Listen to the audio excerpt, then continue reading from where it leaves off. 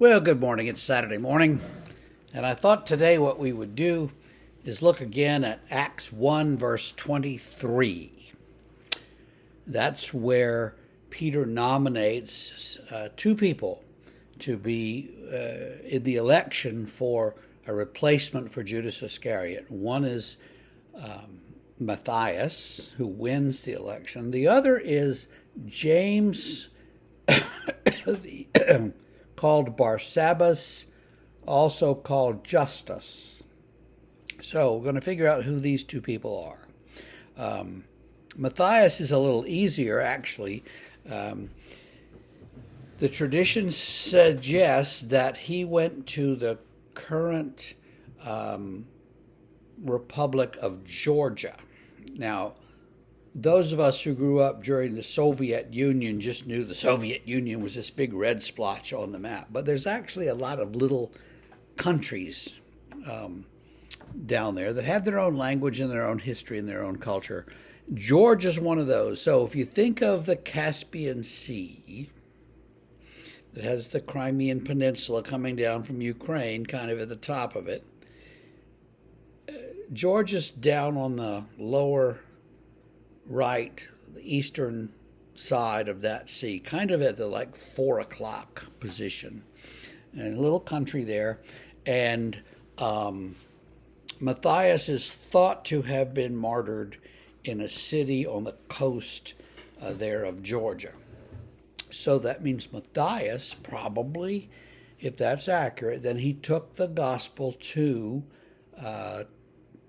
what we call northern Turkey and up into Georgia.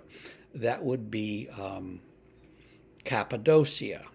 Now, so what? You don't care. The Cappadocia is a region where the Cappadocian fathers come up in the 300s. Gregory of Nyssa, Gregory Nazianzen, and Basil. And I think the first Gregory and Basil were brothers, and the other one was a college roommate or something like that. They're very closely connected, and they're brilliant theologians. And the three of them basically work out what the Trinity, the doctrine of the Trinity means and doesn't mean as lifted out of Scripture. And they're very important for the history of the church.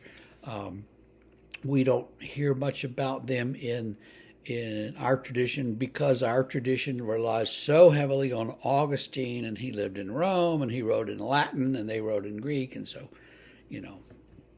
all these things. But Matthias may have been the one or one of the ones who took the faith to Cappadocia in the first place. So that's good, and that would be another connection that we don't normally think about. Now, James, Barsabbas, Justus is more difficult. For one thing, he did not win the election. So, but James the Just, or Joseph the Just. What he could be? This could be the guy who was.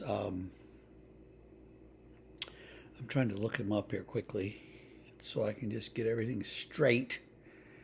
I don't see where I had him there. Oh, well.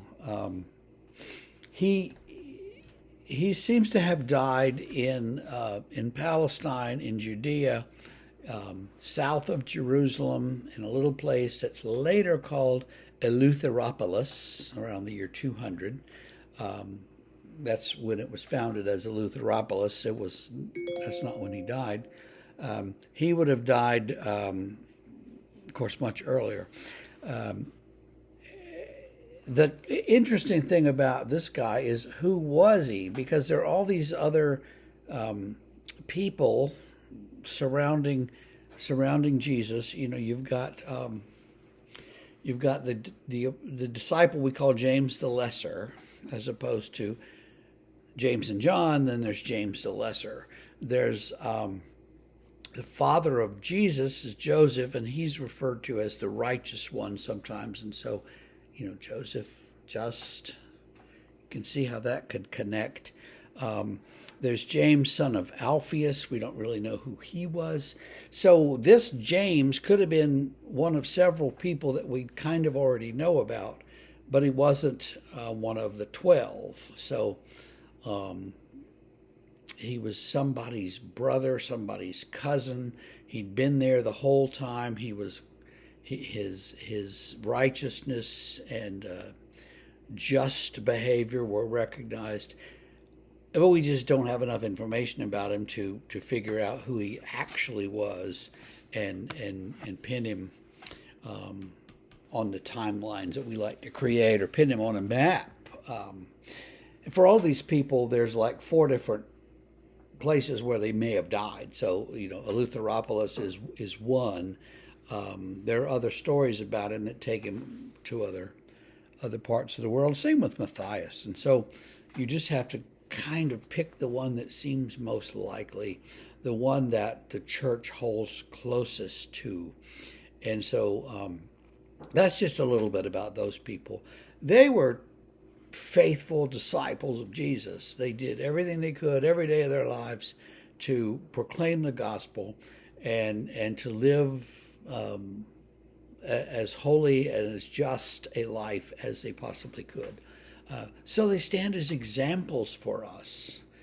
Now, our tradition we don't truck with saints, but that's really what the saints are, is examples for us of people whose lives we could emulate.